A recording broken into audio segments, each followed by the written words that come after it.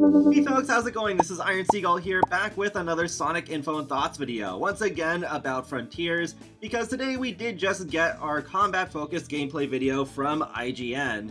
And I gotta say, I actually got a better positive impression from this than I did with the exploration one from the other day. I'm not exactly blown away by it, but I think the combat overall looks pretty decent. So just like with the exploration one, we do start off with some sweeping shots of this first island, and then we have Sonic fighting the balls that we saw in the teaser video. It's kind of interesting how this starts off because he does a bunch of punch and kicks in midair, though it looks a little awkward because you can see he kind of just like stands in midair for a second. Having the backflip and the side flips are pretty nice as well, and we're about to see this really fast attack. I thought this was a jump cut to a different shot when we first saw this in the teaser, so it does seem like maybe there could be a little bit more wind up on Sonic's end. It just seems like it transitions into the attack so quick you can't really take it in that much, but then this one where he does the shuttle loop and then kicks forward, then that is a lot better. I actually really love that animation. And then there's that same animation that me and so many others have criticized already. Yeah, Sonic definitely looks too static while spinning around in that sort of blue tornado-ish move from Sonic Heroes. But then we got Sonic facing more balls and just doing a lot more kicks. So it's just one of those enemies where you have to kick all the parts off of it and then you defeat it. I like this move too. It reminds me of two different things because it's like in Sonic Advance 2 and 3 when you do that trick animation off a ramp or a spring and you shoot forward and Sonic's like, yeah, and he does that spinning kick. But it's combined with, I guess, kind of like Sonic Wind from Sonic Adventure 2's multiplayer. So yeah, I guess Sonic Wind is kind of canon now, finally. Then we have Sonic facing an enemy where you have to take the shell off, and there's a seagull! I'm pretty sure these are seagulls now, but that is kind of weird how that seagull kind of stutters a little bit before it decides to fly off. Hopefully that is smoothed out in the final release. And yeah, using the spin cycle to take the shell off for a bit until it comes back on, and then it's like, yeah, showing that you won't do anything to the enemy if you try to attack while the shell is on it. Now that looks so weird underneath though. It's just like a pair of legs and a throat, I guess. It's just so odd, I don't know, I don't mind the idea of new enemies to Sonic being in here, but I don't know. I'm not super into it. Like, the shell design looks cool, but just what's underneath, yeah, it's kind of weird. And that is kind of cool, though, that it can, throw off its shell almost like a spinning helicopter blade. I'm guessing with this first island, to kind of keep the mystery alive, you have just these enemies, but then later on in the game, you will see more of those typical Eggman badniks. I love how here they even show that while the shell is on the enemy, not even the shuttle loop kick, that I guess I'm gonna call it now, does not work at all. It definitely reminds me a lot of those turtle enemies in Sonic Heroes, where especially when your characters aren't leveled up yet, you have to use the speed character's tornado move in order to flip them on their backs, and then you can hurt them. So not much else to say for this part, just more combat, finishing off the enemy with the flurry of Sonic Wind kicks. I don't know, these random names I'm giving to these moves now. And there's the spinning blade move again, and I wonder what those little blue things are for that you collect from enemies. I guess it is like you level Sonic up and you get a skill tree. I can't remember if that was part of a leak or not. These enemies are pretty goofy too, they kind of Naruto run towards Sonic, and there we go, there's the part that we saw in the gameplay teaser with destroying them. Yeah, he kind of stood neutrally in midair again, that's kind of weird. But there you go, just kind of goes in with another kick, flips around. It does seem like there is lock-on targeting, like in any sort of modern Legend of Zelda game, because you can hear kind of a camera clicking sound effect a few times. I think here it also happened.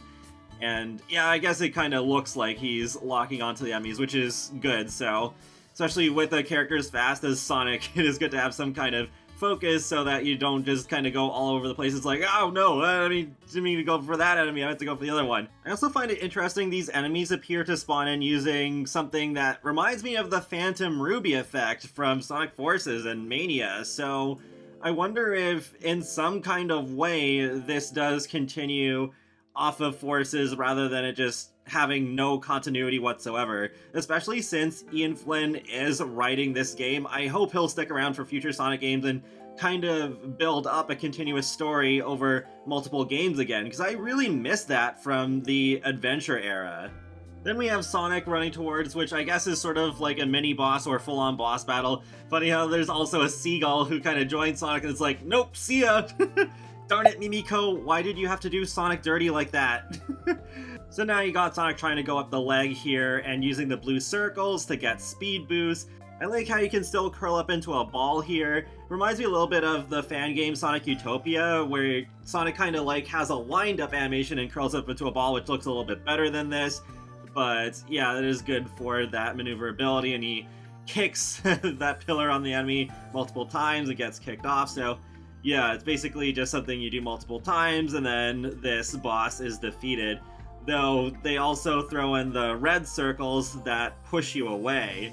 And oh yeah, they also use the spin cycle on the legs to also damage the enemy. It's like, oh no, not my leg, how could you do that? Ow, that hurts so much. And then doing it yet again. I'm still feeling like I have to play the game myself to get a true feel for how just like fluid it is to start the spin cycle. I'm still a little unsure of how well it controls, especially since it seems to have remnants from Forces in its controls there. Yeah, see, there we go. There's the red circles that push Sonic back, but there we go again. Whoa! And then going right into the air and then using the homing attack and kicking the heck out of it again. So each time you destroy one of those pillars, that also destroys one of the arms of this enemy. And so then there's just the one left that just uses to plant the arm on the ground and then giving you the opportunity to attack one last time. So that is pretty much it. So the footage is going to end pretty soon. And like I said at the beginning, I feel a little bit better about this game now after seeing the combat. I am a little surprised there was no narration for this one. I think that could have added to the video. Like, I understand the exploration one having just no commentary at all and just letting the game speak for itself. But yeah, I think it would have made sense. And if there is a skill tree, they should have shown that in this video, right? Unless they are dedicating yet another video to just the skill tree. I'm still not sure like exactly how many different videos we're getting about Frontiers during the month of June. But I guess that is something we'll just have to wait and see on. One criticism I will bring up again is that still Sonic doesn't seem to be reacting enough to the environment and what's going on around him. You can at least hear him grunt while he's pulling off certain moves, but it's still like, it still feels like there isn't enough personality to the experience. Like, you'd think with that really big enemy that Sonic faces at the end that he'd have some kind of reaction, maybe through a cutscene where he's like, whoa, what the heck is that? Oh well, guess I gotta stop it, or just something along those lines. I mean, I just thought of that off the top of my head. You could probably think of something better, but yeah, it just seems like that there could be a little bit more soul to this experience. Maybe they are keeping that under wraps, or maybe that's like the second or third version of that big enemy that Sonic has already faced previously in that save file, so that's why it just kind of seems like it just, oh, it's there, just beat it, and nothing really happens story-wise. That's pretty much all I have to say for now, though. So I believe June 9th we're going to be getting more Sonic Frontiers gameplay at Summer Game Fest, so I'm not sure what that will cover. Maybe it will be just like a big trailer with some cutscenes that give a bit more insight to the story, but we'll have to wait and see on that. So I really hope that this game will turn out to be good. This video has me feeling a little bit more optimistic now. It's mainly the animations in terms of the combat that I think need to be improved. I'm not sure how much they could really accomplish in what's probably like 5 months left until the game release, because they've said holiday 2022, but not an exact date just yet.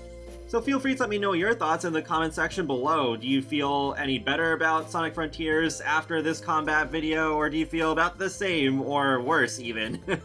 And be sure to subscribe if you'd like to keep up with my latest gaming content. I will talk to you all later, and have a great day. Thanks for watching!